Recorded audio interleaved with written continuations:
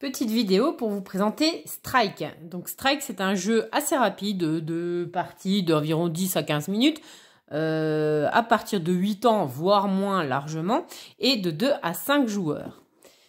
Donc ce qui est sympa dans Strike, c'est que la boîte, ça nous aide pour le jeu. Donc en fonction du nombre de joueurs, on va démarrer avec un certain nombre de dés. Donc là, je vais vous prendre un exemple pour vous expliquer. Donc chacun son tour, on va commencer à lancer déjà un dé. Quand on va faire une croix, le dé sera enlevé de la partie. En aucun cas, ça ne désigne la fin de votre tour. Vous pouvez soit vous arrêter, soit continuer. Donc là, je vais continuer. Bon, j'ai pas de chance, je refais une croix, je continue, un 6. Donc là, soit je continue, soit j'arrête. Donc je décide d'arrêter parce que j'ai plus beaucoup de dés.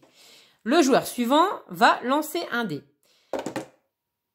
Il a le droit donc de lancer et que ça fasse bouger les dés qui sont déjà, les valeurs des dés qui sont déjà en place, ça, il n'y a aucun souci. Par contre, si son dé, il arrive, là le chaton, ça va compliquer, si son dé, il arrive en dehors de l'arène ou carrément à côté de la boîte, son dé est perdu. Ça, comme s'il avait fait une croix en fait.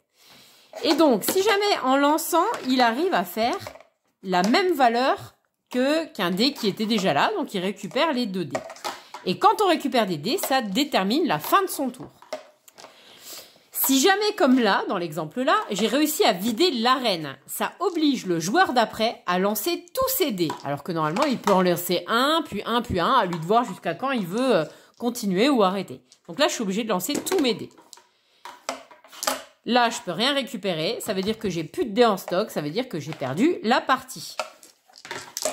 Donc, je refais un autre exemple.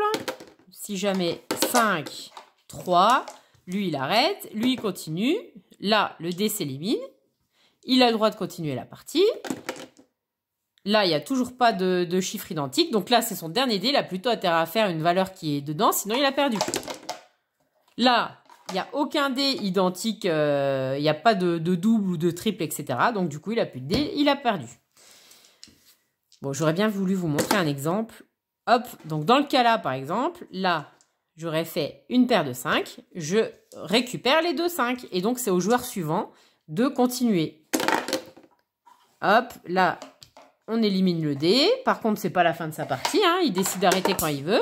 Là, le dé, il est sorti de l'arène, donc il est éliminé, et là, il continue. Alors, dans ce cas-là, il a fait une paire de 4, une paire de 2, du coup, il a vidé l'arène, ça veut dire que moi, je suis obligée de lancer tous mes dés, etc., etc.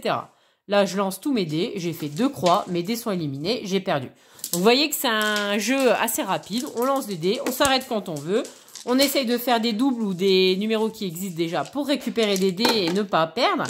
Et puis, voilà, c'est très simple. Et donc, je vais aller récupérer les dés, parce que le chaton est en train de jouer avec. Bye bye!